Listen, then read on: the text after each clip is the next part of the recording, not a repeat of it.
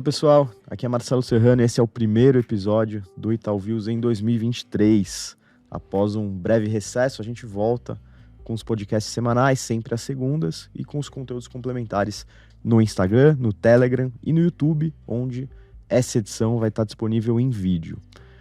Como já é tradição, o primeiro podcast do ano é sempre um bate-papo com Mário Mesquita, que é economista-chefe aqui do Itaú Unibanco, e a gente já tenta projetar as principais pautas e cenário para a economia brasileira, economia global e ambiente para investimentos aqui no Brasil. Mário, tudo bem? Tudo bem, Marcelo. Um prazer estar com você aqui nesse início de ano. Prazer é nosso. E começando, Mário, eu acho que é impossível começar sem passar por esse dilema que talvez seja o principal ponto aí, desafio da nossa economia, que é equilibrar uma agenda de expansão fiscal com um anseio ao menos de corte de juros e de obtenção de crescimento econômico. Como é que fica esse equilíbrio e por onde a gente deve caminhar nesse começo de ano? Tá.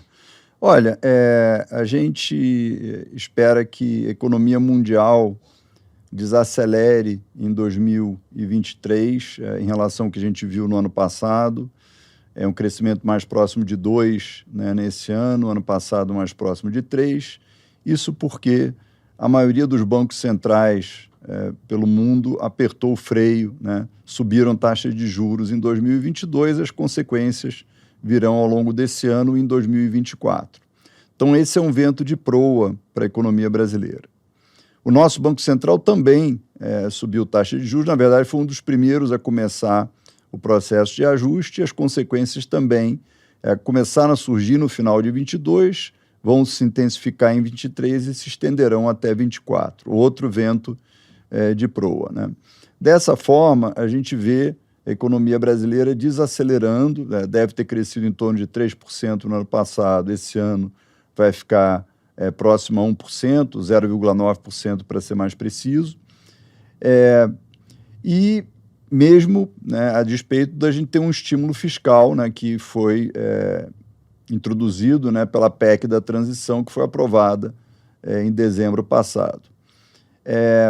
Esse estímulo fiscal ele vai ajudar um pouco a expansão da economia, mas, de certa forma, vai limitar também o espaço para a flexibilização da política monetária. Então, a gente, antes da PEC, a gente via a Selic declinando até 11% no final desse ano, agora a gente só espera uma queda de juros até 12,5%.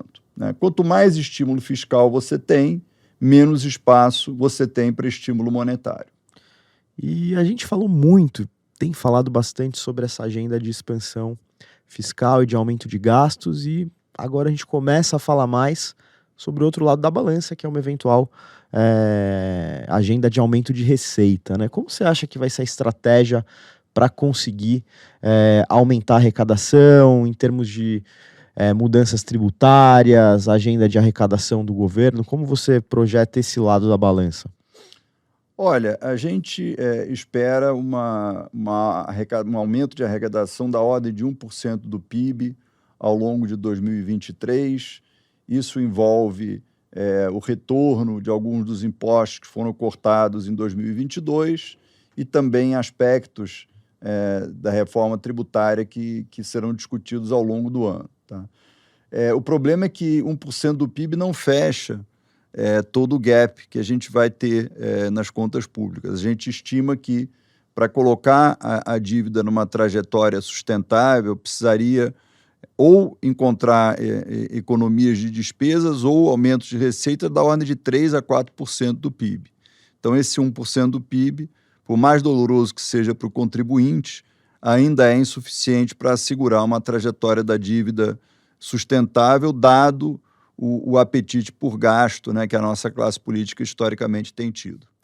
E para fechar esse primeiro bloco, Mário, acho que desde o ano passado a gente tem visto movimentações no legislativo visando aí reversão de algumas reformas. Como você acha que essa agenda deve caminhar nos próximos meses e qual deve ser o impacto? Olha, eu espero que as reformas de 2016 não sejam desfeitas, né? A gente teve mudanças importantes, como a reforma trabalhista, a reforma do do crédito, né, com a criação da TLP, marcos regulatórios, por exemplo, do setor de saneamento, autonomia do Banco Central. Eu espero que essas reformas sejam mantidas e que o novo governo avance na reforma tributária, que foi uma parte da agenda que não andou, né? Há um consenso no Brasil de que a gente tem uma carga tributária elevada e extremamente complexa e regressiva, ou seja, ela tributa mais, em termos relativos, os mais pobres do que os mais ricos, né? Seria importante a gente avançar na simplificação e no aumento da progressividade do sistema tributário. É isso que a gente espera da reforma que está diante do Congresso. Legal. Falando um pouco de internacional agora, você chegou a comentar e relembrar a trajetória de juros nos Estados Unidos. Acho que talvez tenha sido a tônica, a principal pauta da economia internacional. Olhando para esse ano 2023, a gente imagina que Estados Unidos e Europa devem continuar subindo juros para tentar conter essa inflação. Como você projeta economia americana e perspectivas para a Europa? Olha, a economia americana deve ter uma expansão modesta, algo como 0,5%.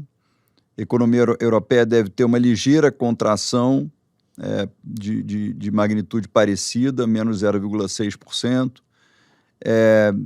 Ambas, enfim, em função do aperto monetário que vem ocorrendo. No caso da Europa, intensificado também pelo choque de energia, né, que tem a ver com a guerra na Ucrânia, tá? Então, vai ser um ano de crescimento bem modesto para essas economias, tá? O que ajuda a trazer para baixo o crescimento do PIB mundial. O processo de ajuste monetário nos Estados Unidos e da Europa ainda está em curso. A gente vê os bancos centrais dos Estados Unidos e da Europa continuando a subir taxas por mais algumas reuniões, tá? Então, os efeitos desse processo vão ser sentidos esse ano e no ano que vem, com mais intensidade. E a China deve surpreender e ir na contramão dessas economias?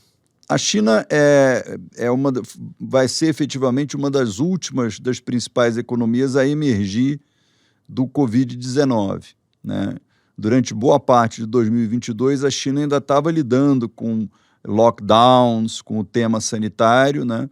Então, o bônus da normalização que aconteceu no Brasil, por exemplo, na virada de 21 para 22, vai acontecer na China ao longo de 23, tá? Isso deve impulsionar o crescimento chinês temporariamente, né? Como no Brasil, vai ter um boost temporário de atividade econômica, mas a gente não vê a China retornando às taxas de crescimento exuberantes que a gente tinha 10, 15 anos atrás. Ela vai apresentar taxas mais modestas, na faixa de 4% a 5%. Parece ser o novo normal na China. E fechando esse bloco internacional, Mário, no final do mês a gente tem mais uma rodada do World Economic Forum em Davos, evento que o banco tradicionalmente participa. Qual deve ser a tônica desse evento? Quais as principais pautas e como o Brasil vai estar inserido nesse evento, você imagina?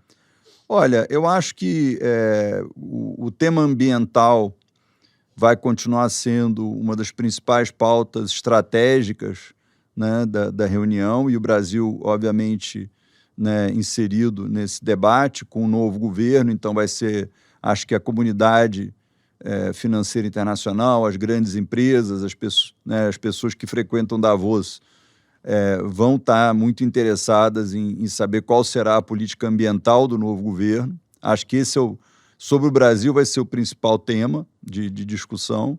Em relação à economia mundial, vai ser o tema do aperto monetário e suas consequências, né?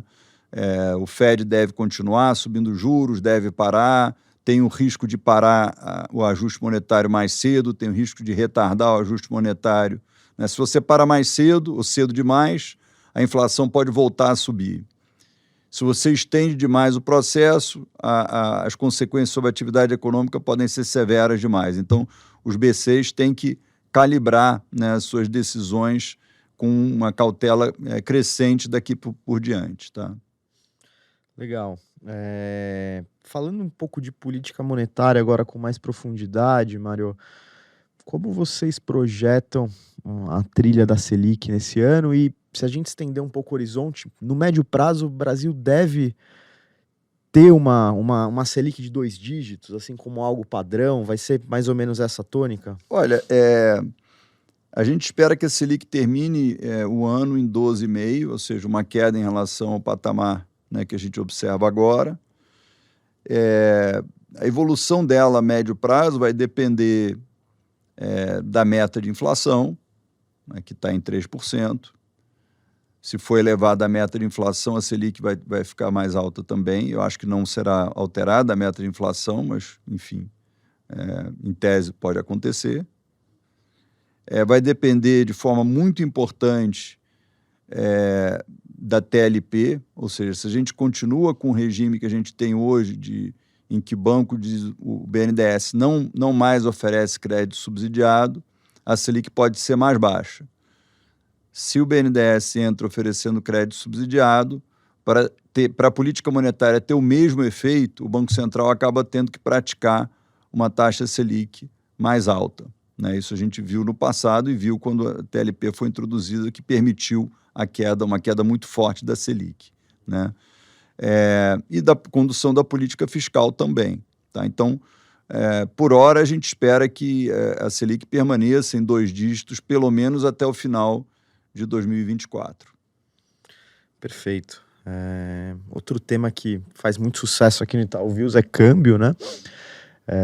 A gente viu no final do ano esses movimentos de queda mais acentuada na Bolsa, talvez não tenham se refletido tanto no câmbio, o real até que manteve o mesmo patamar. Como você avalia o real frente ao dólar nesse ano de 2023 e quais devem ser os principais triggers aí para impactar? Olha, o real tem um suporte muito importante, que é o nível da taxa de juros aqui no Brasil. Então, a resiliência da moeda, né, tem muito a ver com isso. Só que a gente está projetando uma ligeira queda da taxa de juros no Brasil e uma ligeira alta adicional da taxa de juros nos Estados Unidos, né? Por isso a gente espera que o dólar, né, saia de 5,25, né, que era, enfim, do patamar em torno de 5,20 para 5,5, né, no final de 2023. Tá? Perfeito. Para fechar, acho que seria legal terminar esse papo falando sobre crescimento econômico, perspectivas de crescimento econômico, como a gente está olhando para a PIB, quais seriam os principais desafios para que a gente consiga trilhar uma agenda de crescimento econômico esse ano? Acho que, em relação à atividade econômica, como eu mencionei, tem 2 ventos de proa importantes, que são a desaceleração global e os efeitos da política monetária. Então, a gente vê um crescimento da ordem de 1% no Brasil esse ano. Para o Brasil crescer mais, é preciso manter as reformas que foram aprovadas, aprofundar algumas, avançar na agenda da reforma tributária, avançar na agenda da inserção internacional do país, do comércio internacional, avançar no acordo com a União Europeia, por exemplo, implementar esse acordo.